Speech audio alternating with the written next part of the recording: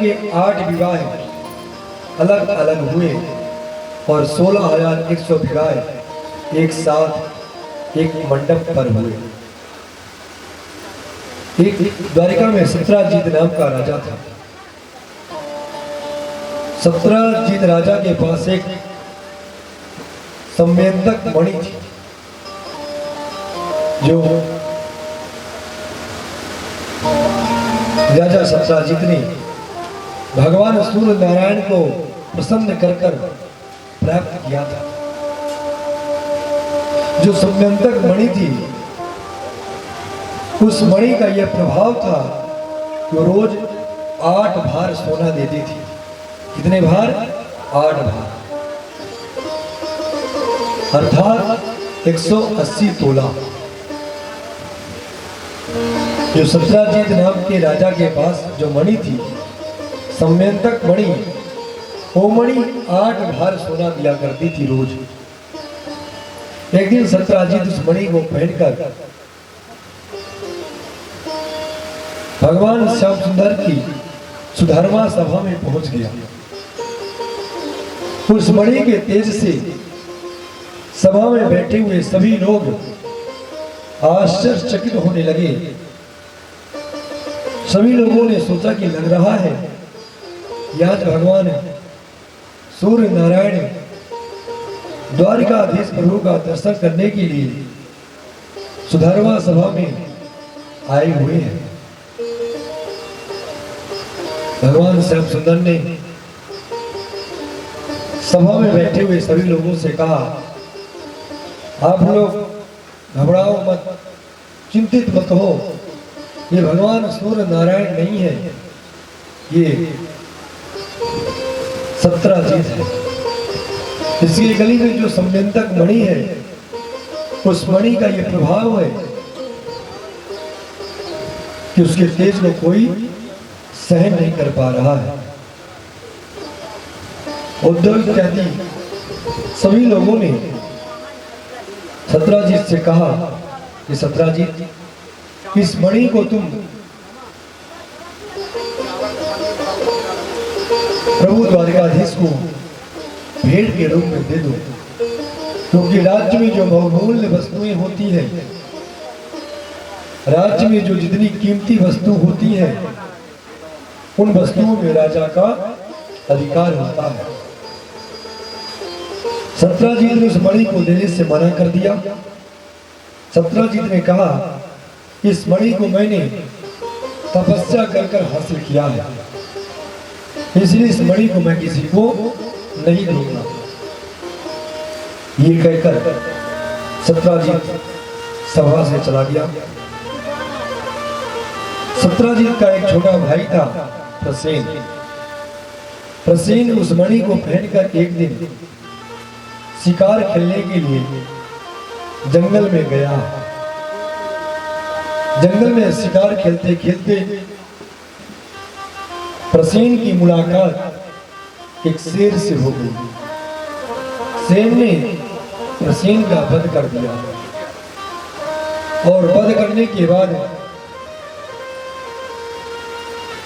शेर उस मणि को लेकर चल पड़ा।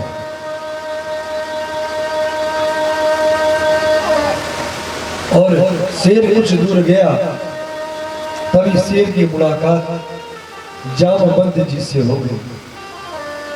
जामवंत जी ने शेर का वध किया और उस मणि को लेकर वो अपनी गुफा में चले गए।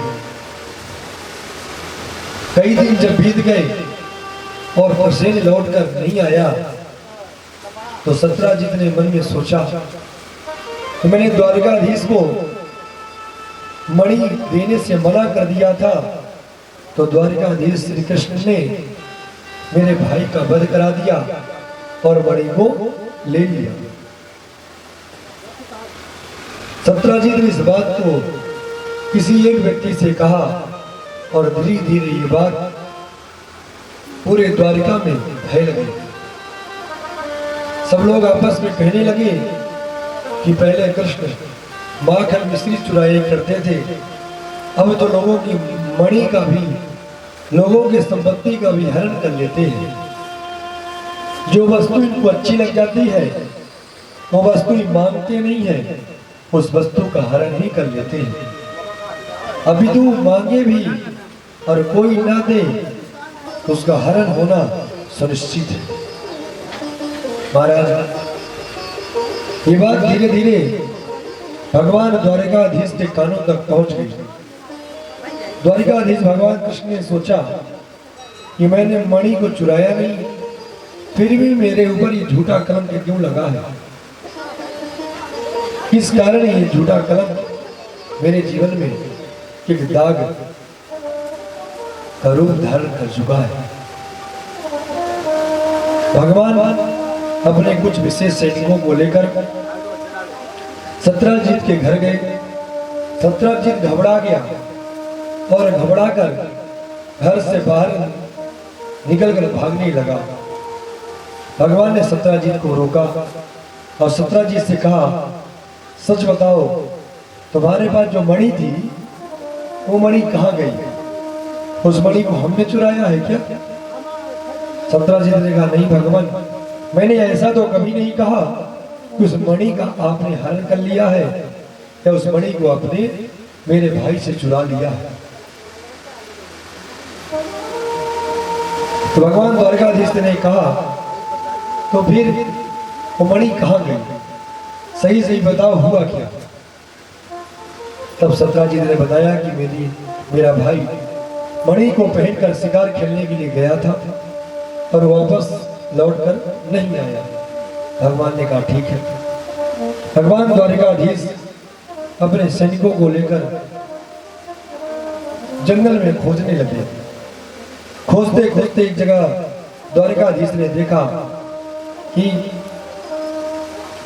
प्रसेन मरा हुआ पड़ा है। प्रसेन के चारों तरफ मणि को खोजा गया। मणि जब कहीं नहीं मिली तो सत्रजीत का भाई तो मरा हुआ पड़ा था, लेकिन वहीं पर शेर के पैरों का चिन्ह भी बना था। भगवान द्वारकाधीश शेर के पैरों के चिन्ह के सहारे बढ़ते गए। तो भगवान ने एक जगह क्या देखा कि शेर भी मरा हुआ पड़ा है। भगवान ने देखा कि शेर के पास किसी भालू के पैर के चिन्ह बने हैं। उन पैरों के चिन्हों के सहारे भगवान धीरे धीरे बढ़ते गए और पहुंच गए गुफा में। गुफा में भगवान ने जाकर देखा तो वहां पर एक कन्या उस मणि को लिए हाथों में उछाल उछाल कर खेल रही थी। और जैसे ही द्वारिकाधीश को उस कन्या ने देखा तो बड़ी तेजी से चिल्लाया, बचाओ बचाओ बचाओ। ये बात जामवंत जी के कानों में पड़ी। जामवंत जी दौड़कर आए और भगवान से युद्ध करने लगे। जामवंत जी और भगवान द्वारकाधीश का युद्ध 27 दिनों तक लगातार चलता रहा। कभी जामवंत जी श्याम सुंदर को पटकते तो कभी कन्हैया जामवंत जी को पटकते। ये धीरे धीरे 27 दिन बीत गए। जब 28वां दिन आया तो भगवान ने जामवंत जी को उठाकर पटक दिया और छाती पर चढ़ गए। और जैसे ही भगवान श्याम सुंदर जामवंत जी की छाती पर चढ़े तभी जामवंत जी की नस नस ढीली हो गई। जामवंत जी जान गए कि मेरे आराध्य भगवान श्री राम है, क्योंकि उनके सिवा कोई ऐसा नहीं है जो मेरे साथ युद्ध कर सके। जामवंत जी ने कहा, प्रभु मैं जान गया, मैं समझ गया क्या मेरे आराध्य प्रभु श्री राम है। जामवंत जी ने जब इस प्रकार से कहा तो प्रभु ने कहा, अरे जामवंत जी, इसी बात को यदि आप पहले समझ जाते तो कितना अच्छा होता। चलो अभी कोई बात नहीं, कुछ नहीं बिगड़ा है, अभी आप समझ गए, नहीं तो थोड़ी देर और हो जाती तो कहीं आपका वध ना हो जाता। महाराज जामवंत जी ने प्रभु से पूछा, भगवान आज मेरे द्वार पर आना कैसे हुआ? तब जामवंत जी ने प्रभु से इस प्रकार से प्रश्न किया। जामवंत जी के प्रश्न को सुनकर प्रभु ने कहा कि मेरे ऊपर इस मणि का झूठा कलंक लगा है, इस मणि की चोरी का कलंक लगा है। जो मणि आपकी बेटी के हाथ में है, इस मणि को मुझे आप दे दो, इस मणि को लेकर मैं जाऊंगा। जामवंत जी ने कहा, प्रभु क्षमा करें, बेटी को दिया हुआ दान वापस नहीं लिया जाता है। मैंने इस मणि का दान अपनी बेटी को कर दिया है। भगवान द्वारकाधीश ने कहा, जामवंत जी, मणि तो मुझे लेकर जाना ही पड़ेगा और मैं मणि को किसी न किसी प्रकार से लेकर जरूर जाऊंगा। जामवंत जी ने कहा, प्रभु इसका एक उपाय है। क्या उपाय है? आप मेरी बेटी से विवाह कर लीजिए और दहेज इस मणि को स्वीकार कर लीजिए। भगवान श्याम सुंदर ने दूसरा विवाह जामवंती जी के साथ किया और मणि को लेकर द्वारिका में पुनः आ गए। भगवान श्याम सुंदर उस मणि को ले जाकर सत्राजीत को दिया और कहा, लो अपनी मणि, तुमने मेरे ऊपर झूठा मणि चोरी का कलंक लगाया था। मैंने तुम्हारी मणि नहीं चुराई थी, क्योंकि मैं साथ में प्रमाण पत्र भी लेकर आया हूं कि तुम्हें विश्वास हो जाएगा। महाराज, प्रजा का रुख कब क्या हो जाए इस बात को कोई नहीं जानता है। जो प्रजा कल तक कहती थी कि भगवान द्वारकाधीश ने मणि को चुराया है, वही प्रजा ये कहने लगी कि हमें पता था कि भगवान श्याम सुंदर द्वारकाधीश कभी भी मणि का चोरी नहीं कर सकते। ये तो सत्राजीत झूठ बोल रहा था। महाराज, चारों तरफ सत्राजीत लज्जित हुआ। सत्राजीत ने जाकर प्रभु से कहा, भगवान एक मेरा निवेदन स्वीकार करें। बोले, क्या? बोले, आप मेरी बेटी के साथ विवाह कर लीजिए। जो द्वारिका के वासी मुझे ताना मारते हैं, ये लोग ताना नहीं मारेंगे। भगवान ने कहा, जैसी तुम्हारी इच्छा। भगवान द्वारकाधीश 17 राजा की कन्या सत्यभामा के साथ तीसरा विवाह संपन्न किया।